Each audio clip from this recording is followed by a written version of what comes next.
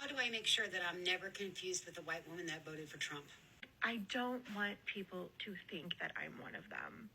And how do we do that? Like, us sincere white women, we don't want to do performative. We're not doing it for that reason. We're doing it because, like, we really want to be known that we are not one of them. If you are a white person who desperately wants to be seen as one of the good ones, that you are an ally to different groups of marginalized people, even though I know it feels counterintuitive, please hear me when I say you have to let go of this fixation on what it is that people think about you, about how you are being perceived. This way of thinking shows that you have a very black and white, all yes or all no perspective when it comes to whiteness and white supremacy. However, this is not at all how it actually shows up in our day-to-day lives.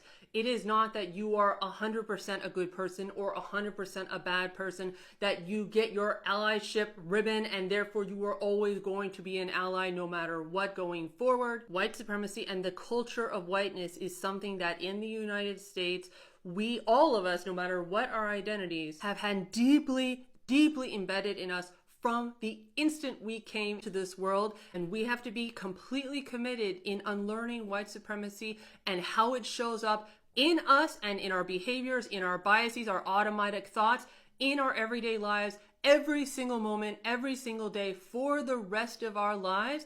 And it is never going to be a matter of at some point you have reached a threshold of unlearning that you are now done. You are a good person. You are not one of those white people. And now you are done. Once you make this perspective change, then you will recognize that you will make mistakes. I make mistakes too. Every single person will make mistakes regarding white supremacy because, of course, any marginalized person, any race of person can act out on white supremacy. It does not just apply to white people. And now by recognizing that you will continue to make mistakes, that is a part of the learning process, you are no longer focused on your reputation and how are people perceiving you and avoiding criticism and never ever making a mistake or getting caught making mistakes. And instead you are actually focused of showing up in your own communities amongst other white people, yourself unlearning white supremacy and teaching that and passing that along to your own community in a way that you as an insider in that community are going to have access that other folks are never going to have access, and the way people will listen to them. And as you do that work and that is your focus, instead of how do the marginalized people you are trying to advocate for think about you, feel about you,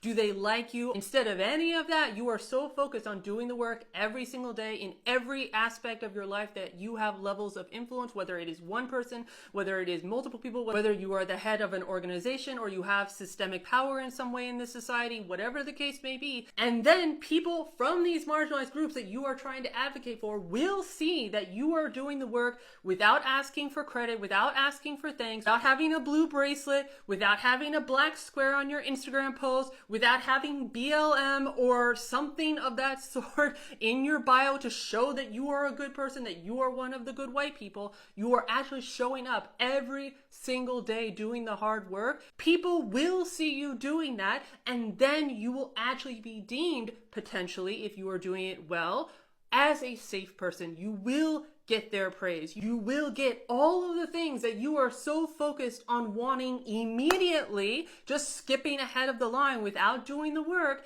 You have to do that work, and yes, it can be days, weeks, months, years. Again, sometimes without thanks. Sometimes people are never going to know about the things that you did. It's not always going to be in front of an audience. It's not always going to be something that you are not critiqued for, whether from marginalized groups saying that you're not doing it correctly, in which case you should be able to take that feedback, even though, yes, it is difficult, being able to take that feedback, or being criticized by the white people that you are trying to push out of their own white supremacy. But then you actually have a chance of earning all of the things that you so desperately want now immediately, and they will actually not be performative if you are saying you don't want to be performative, and it will be something that you have earned. That one mistake here and there, again, as all people make mistakes, is not going to take away all of the years, months, whatever work that you have put in. In the end, your fixation on not wanting to be seen as one of those bad white people